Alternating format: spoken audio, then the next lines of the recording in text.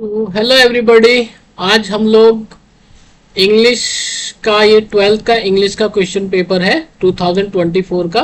और हम लोग आज इसका सेक्शन सी सॉल्व करने वाले हैं, जो कि ग्रामर का सेक्शन है। 25 मार्क्स का ये सेक्शन है। बहुत इजी है। आपको अगर थोड़ी सी भी ग्रामर आती है तो आप 25 में से 25 ही स्कोर कर लोगे, क्योंकि ये ग्रामर का सेक्शन है। या तो आप सही करोगे या गलत करोगे, तो इसमें ज़्यादा मार्क्स आपके कटने वाले नहीं है। आपने कर लिया तो 25 मार्क्स आपको यूं ही मिल जाएंगे और आप बहुत जल्दी भी कर सकते हो। इसका 316 DV ये कोड है। तो सेक्शन सी पे हम लोग चलते हैं और उसको सॉल्व करने की कोशिश करते हैं। Section C grammar. ओके, ये मैंने ऑनलाइन डाउनलोड किया है क्वेश्चन पेपर। यहाँ पे कुछ टिक मार्क्स है, वो सब सही नहीं है। सही आंसर मैं आपको बताता हूं। Choose the correct option to answer the following question. यहाँ पे क्या है, हमें करेक्ट ऑप्शन चूज करना है इन चारों में से। क्वेश्चन ये है, चार ये इसके मल्टीपल आंसर है, हमें सही वाला चूज करना है। So one who looks at the dark side of thing is called. जो इंसान हमेशा डार्क साइड की तरफ देखता है, मतलब उसे ऐसा लगता है कि कोई प्रॉब्लम आ गई तो उसका सॉल्यूशन नहीं आएगा, उस इंसान को हम लोग क्या बोलते हैं? ओके, सो उस इंसान को हम लोग क्या बोलते हैं? उसको हम बोलते हैं पेसिमिस्ट। जिसको हमेशा लगता है प्रॉब्लम आ गई तो कोई सॉल्यूशन नहीं होगा, कि सब खराब हो जाएगा, वो होता है पेसिमिस्ट। और ऑप्टिमिस्ट क्या होता है? जिसको ऐसा लगता है कि प्रॉब्लम आ गई तो सॉल्यूशन भी मिल जाएगा, कि हमें हिम्मत नहीं हारनी चाहिए, उसको बोलते हैं ऑप्टिमिस्ट। जिसको लगता है कि नहीं होगा पेसिमिस्ट, जिसको लगता है कि हो जाएगा ये ऑप्टिमिस्ट होता है। सो यहाँ पर है जो डार्क साइड की तरफ देखता है तो पेसिमिस्ट इसका आंसर है। ओके, पेसिमिस्ट इसका आंसर है। The phrase pick holes in means, ये फ्रेज है पिक होल्स इन। इसका मतलब होता है किसी के आर्ग्यूमेंट में फॉल्ट निकालना। कोई कुछ काम कर रहा है, आप उसमें कुछ भी फॉल्ट निकाल रहे हो, कुछ कमियां निकाल रहे हो। सो ये होता है पिक होल्स इन मीन्स। सो इसका आंसर आ जाएगा फाइंड फॉल्ट विथ। ओके, ये नहीं है जहां पे पंक्चर नहीं है, इसका आंसर ये है find fault with. The synonym of severe is. Okay, severe का सिनोनिम मतलब सेम मतलब क्या है? तो सीवियर क्या बोलते हैं? आपने सुना होगा कि सीवियर पेन है, मुझे बहुत तेज दर्द है, कि सीवियर पेन बहुत तेज दर्द। उसका मतलब एक्यूट का मतलब भी सेम होता है, सीवियर के सेम। ये करेक्ट आंसर है। ओके, और किसी का मतलब बहुत तेज नहीं है, नाइस मतलब ये तो अच्छा है, तो ये आंसर नहीं हो सकता। ठीक है, ये आंसर है इसका सेकंड वाला। He is a member of an union. वो एक यूनियन का मेंबर है। इसमें क्या निकालना है? Which word in the above sentence is an error. कौन सा वर्ड जो इस सेंटेंस में है वो गलत है? ये इसका आंसर एन ही है, क्योंकि यहां पर ए होना चाहिए था। ही is a member of A union. ठीक है। The antonym of modern is. Modern क्या होता है? नए जमाने की चीज को मॉडर्न बोलते हैं, और पुराने जमाने की चीज को क्या बोलते हैं? एंशिएंट बोलते हैं। तो यहाँ पे क्या दिखाना है हमें? एंटोनिम, मतलब इसका विलोम शब्द, उल्टा मतलब। एंटोनिम विलोम शब्द क्या होता है मॉडर्न का? एंशिएंट। ठीक है। Change any one of the following into indirect speech. हमें क्या करना है? इनमें से कोई एक को भी इनडायरेक्ट स्पीच में बदलना है। ये पहले वाला आंसर हम देखते हैं। He said to me, please give me your book for 2 days. उसने क्या कहा मुझसे? प्लीज। उसने एक्चुअली मुझसे रिक्वेस्ट की, क्योंकि यहाँ पर प्लीज आ रहा है। उसने रिक्वेस्ट की कि मैं अपनी बुक उसे 2 दिन के लिए दे दूं। यहाँ पे प्लीज आया तो यहाँ पर आ जाएगा he requested me to give। me क्या चेंज हो जाएगा इसमें? him हो जाएगा। ओके, क्योंकि यहाँ पर सब्जेक्ट ही है तो हिम हो जाएगा। शी होता तो हर हो जाता। Okay, he requested me to give him. My हो जाएगा, योर हो जाएगा माई, क्योंकि वो मेरी बुक मांग रहा है ना। My book for 2 days। He said to me, he requested me to give him my book for 2 days। ये इसका आंसर रहेगा। He requested me to give him my book for 2 days। Okay,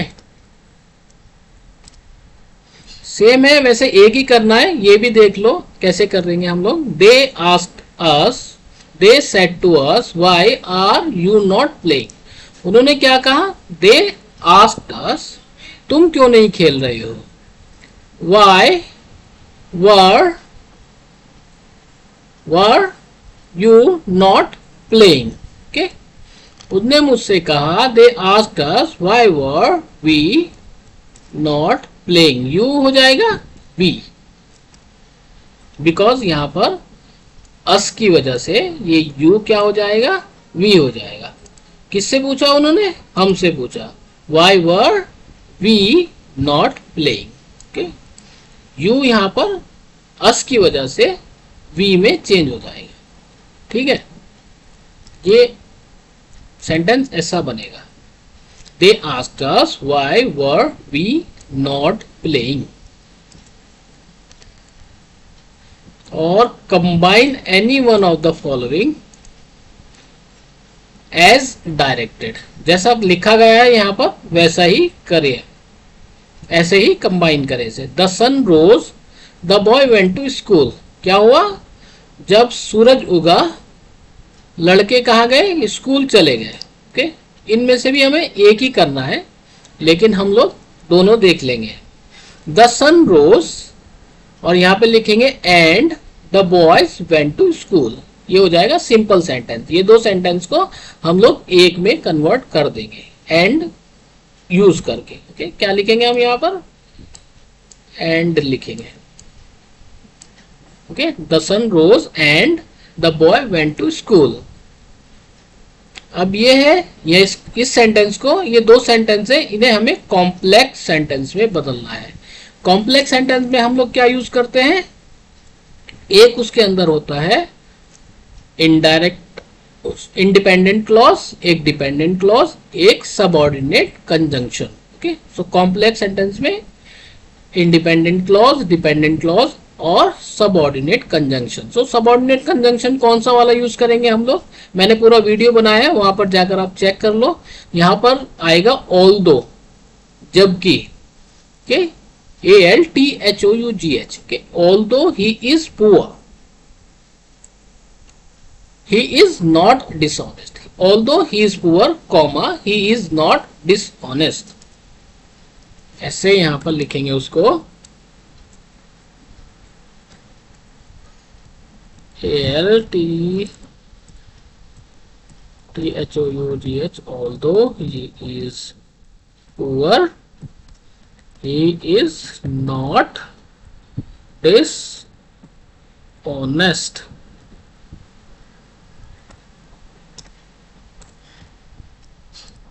Okay, so although he is poor, he is not dishonest. अब ये C है, change any one of the following as directed. इसमें भी हम लोग को एक ही करना है, लेकिन हम लोग दोनों देख लेंगे कैसे करते हैं। Beside making a promise, you kept it. Compound sentence आपको मालूम है, उसमें क्या रहता है? दो या दो से अधिक इंडिपेंडेंट क्लॉज रहती है और वो एक कोऑर्डिनेटिंग कंजंक्शन से जुड़ी रहती है। सो ये दोनों सेंटेंस एक कोऑर्डिनेटिंग कंजंक्शन से जुड़े रहेंगे। ये सेंटेंस हम लोग कैसे बनाएंगे?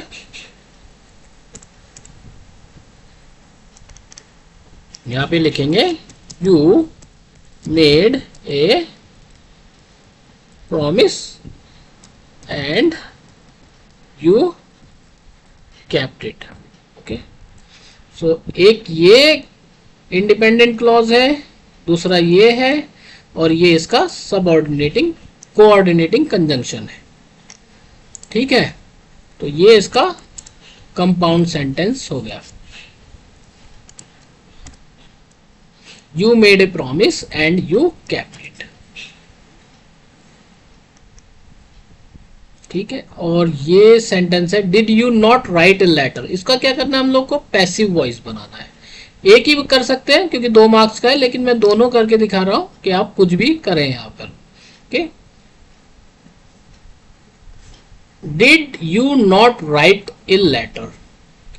डिड है तो हम लोग को इसे क्वेश्चन मार्क से ही स्टार्ट करना पड़ेगा, वो चेंज नहीं कर सकते। तो डिड का क्या हो जाएगा, was not a letter written by you. Okay, ये कैसे लिखेंगे हम लोग, was not a letter written by you. Okay, so ये वाला पैसिव वॉइस को हम लोग ऐसे बनाएंगे। ठीक है, अब यह है correct any one of the following sentences. So एक कोई एक करना है, लेकिन दोनों ही हम लोग देख लेंगे। Being a holiday we did not go to school. So हम लोग क्या बोलेंगे इसको, we did not go to school as it was a holiday. Okay, और बोलेंगे since it was a holiday we did not go to school, ऐसा भी बोल सकते हैं।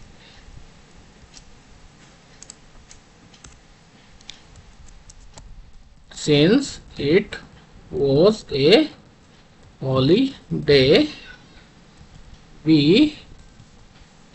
did not go to school.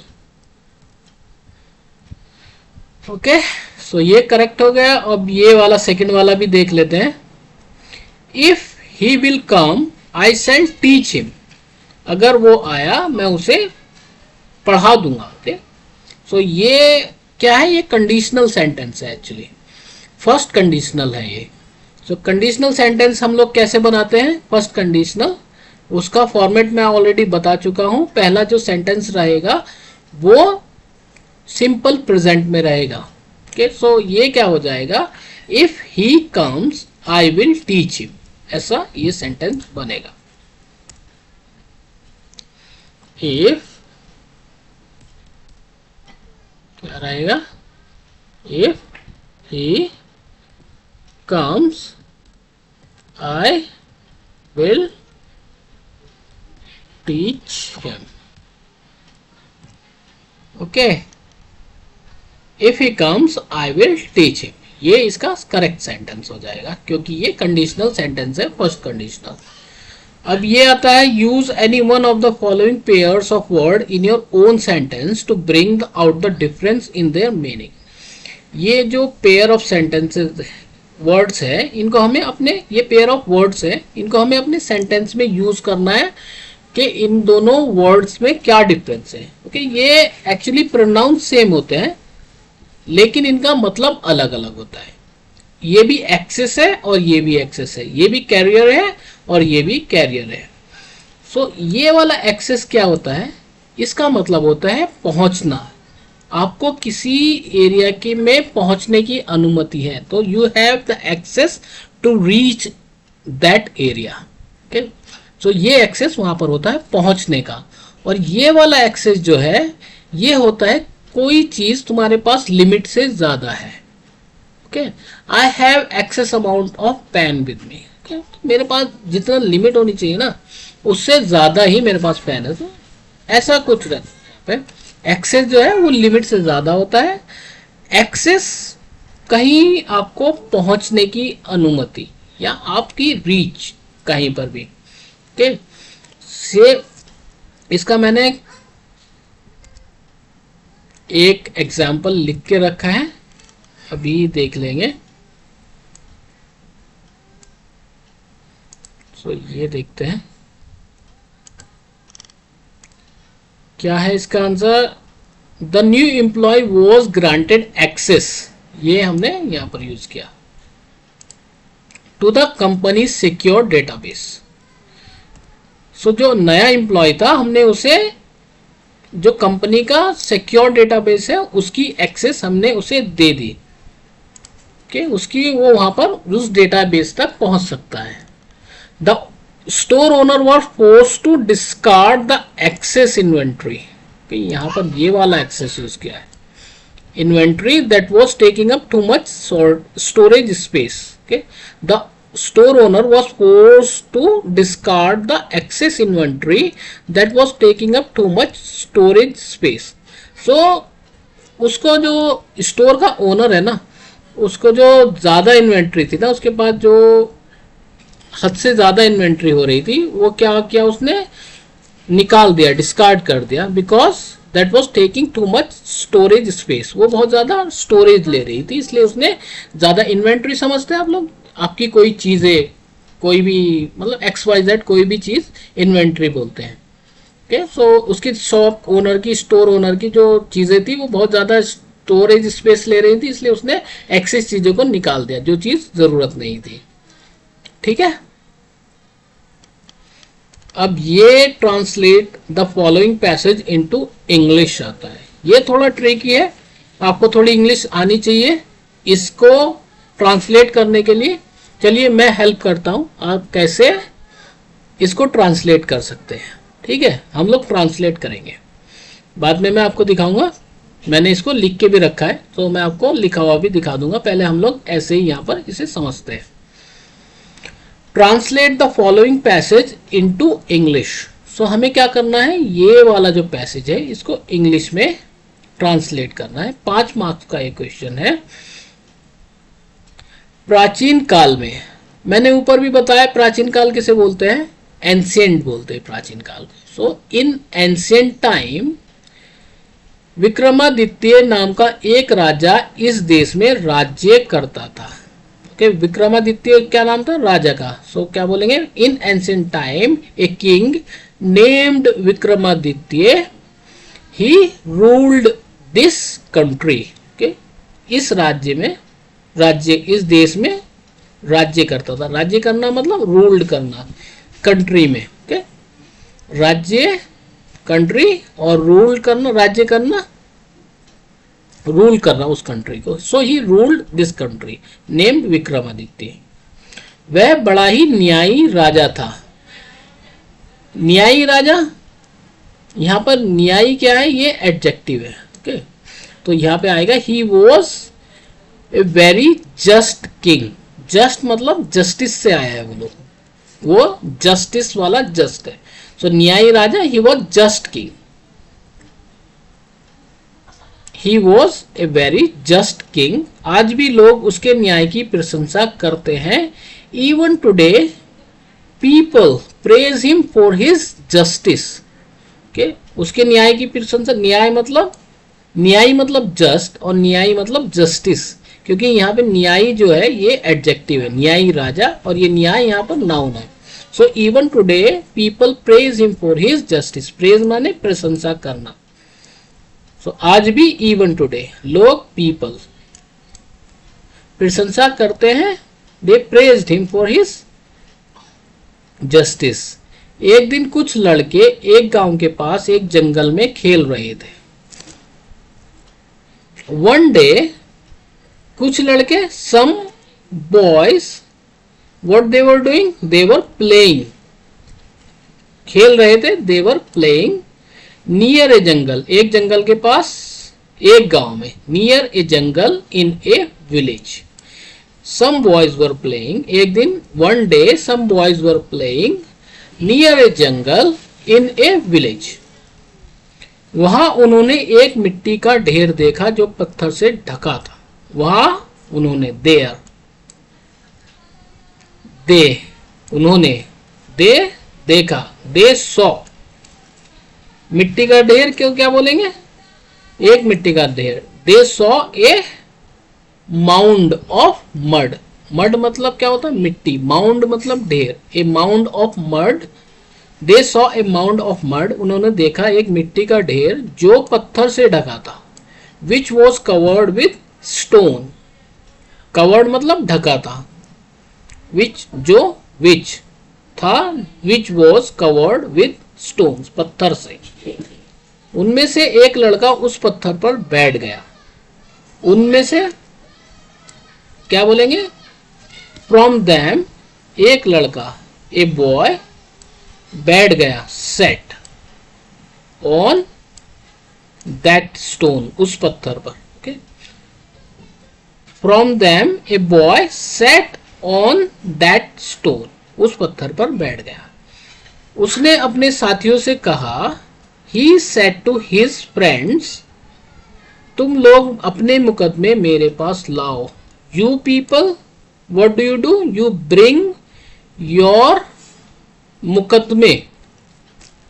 What is that? मुकदमे is yes disputes बोलते हैं मुकदमे को। Okay, you bring your disputes to मी।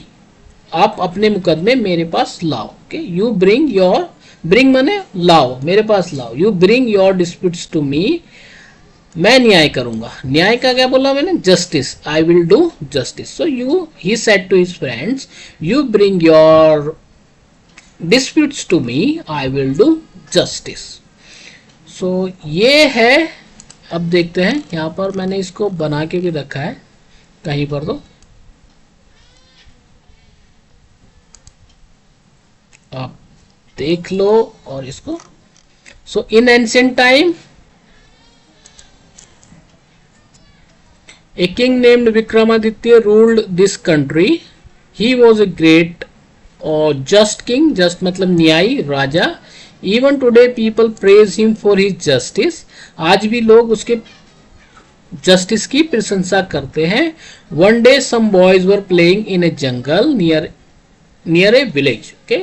एक दिन कुछ लड़के खेल रहे थे जंगल में एक गांव के पास। There they saw a mound of mud. Mound of mud, मिट्टी का ढेर, which was covered with stone. Okay, so covered है, stone से covered है। A boy from them sat on that stone. A boy from them sat down on that stone. एक boy उसमें बैठ गया। He said to his friend, उसने अपने मित्रों से कहा, You bring your disputes to me. आप अपने मुकदमे मेरे पास लाओ, आई विल डू जस्टिस। सो ये है section C total. Okay, so ये 25 मार्क्स का सेक्शन है।